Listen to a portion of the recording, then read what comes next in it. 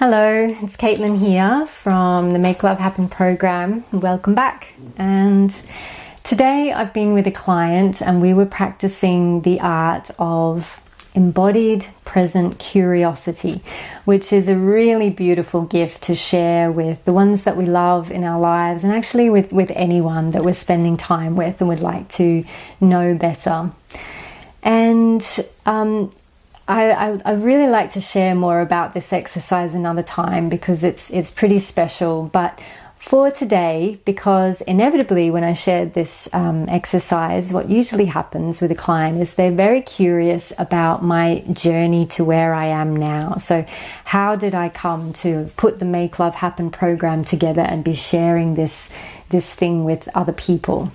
And so, yeah, I thought I would share a little bit about that journey with you today. And basically, it all began with me being a really bad, intimate communicator. As a child, I was very sensitive, and probably a bit to do with being a Scorpio. I was very aware that there was always lots of things underneath the surface, always like in touch with the undercurrent. There's all this tension or things going on that are not being spoken, and it felt very difficult and challenging for me as a child. So as I grew older, I became determined to, bring up and mention the elephant in the room. But because this held a lot of fear for me, I didn't do it in very good ways. I often did it in ways that were possibly accusative or easily made people feel defensive.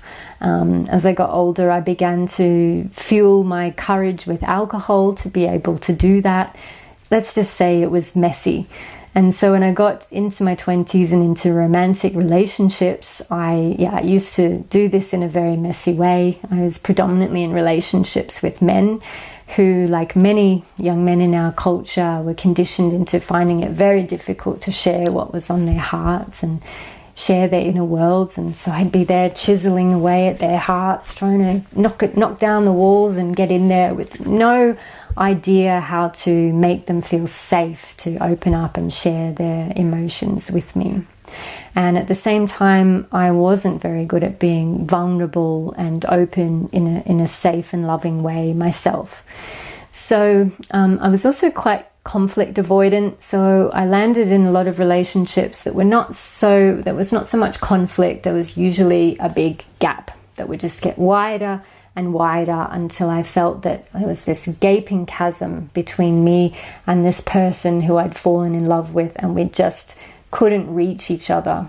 And so inevitably I would leave them and we would break up.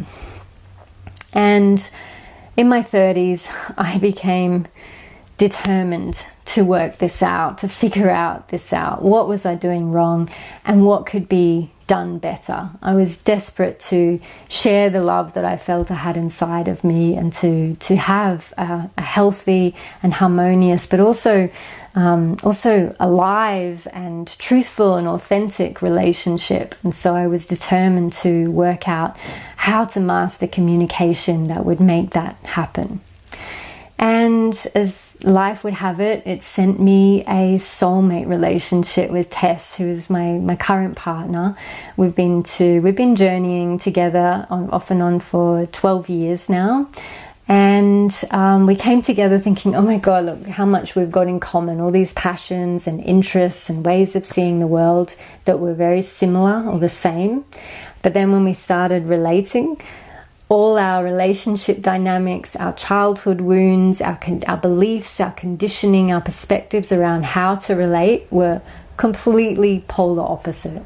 So it was explosive. It was challenging. There was a lot of conflict, so much that I left it a couple of times. In the beginning, I just thought, well, this can't be right. This can't be healthy. But the love was strong, the connection was so strong, and both of us felt there's something here. Although there is a lot of conflict, this seems to be ripe with healing potential. And so we became determined to alchemize our situation and work out what would transform it. And at the time, we had quite a bit of embodiment happening because I was teaching theatre and she was teaching creative dance. And we were noticing how much this expression and movement of energy was helping our dynamics. And then 8 years ago, I came across a couple called Embodied Intimacy. They're a European couple. They're not together anymore, but they were teaching and sharing about the dynamics of embodied intimacy. And this was a complete game changer for us. So we started to incorporate the idea of embodied intimacy and the practice into our dynamics. And the big thing that this meant was everything became more spacious. We became more grounded. We became more regulated because we were embodied. We became more present. And this meant that we could start to respond to each other in a different way. That time where we had a choice point between reacting with defense and blame or anger and actually stepping back and having another choice of how to respond, this choice point became longer and full of more and more possibilities. It meant that we could make our relationship container much wider. So instead of being this small box in which we were kind of fighting to take the space with our stuff being right or what was necessary and needed, it meant we could widen that container so that all of our stuff could fit in, even if they were polar opposite. That didn't matter.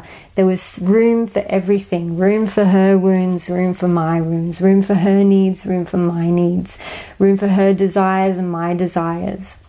And we could start to deal with them in a different way when there was room enough and spaciousness enough for all of it. And another big thing was when we were connected to our bodies, we're naturally connected to empathy and compassion that comes from our hearts. You don't have to force it or think it as we do when we're in our heads. It just naturally arises. So we began to respond to each other's needs, even if they were threatening our own. We began to respond with more natural compassion and empathy. And that meant that we could just make this long, slow walk towards each other, towards our own center, healing our own inner child wounds and distortions to our energy, and coming to meet each other in the center. And I won't say our relationship is perfect now. We've come a hell of a long way in these 12 years. We know everything about one another, and there is room enough for everything, even when there's still some opposing needs. And we can work with that. And the different choices we have in how to respond to our dynamic is so much more, so wide now, the different choices that we have to bring into our dynamic. So when I realized the power of embodied intimacy, embodied communication, I really wanted to put something together that could be shared with other people. We were doing workshops anyway, and I became really fascinated with the place where embodied intimacy met communication, where it particularly affected our conversation. And I think communication is so vital for our relating success. And so, I was inspired to put together all these different elements I'd learned from different places and developed myself, and we developed out of our relationship and put them all together into this program that could be shared with people, and teach people that were new to this area, teach people in a simple step-by-step process that could be practiced in the present with me, so that they could really feel that I'm not just reading some concepts and trying to put it in place, but I'm practicing it, I'm feeling it, I'm experiencing, I know I can do it, and then take that home and bring that into their relationships. I love being in sessions with my clients. Each one is a unique experience, and I love watching the difference that these tools, this way of being, makes to their intimate communication in their own lives. So if you'd like to know more about the Make Love Happen program, I'll put something down the bottom where you can get in touch and find out more.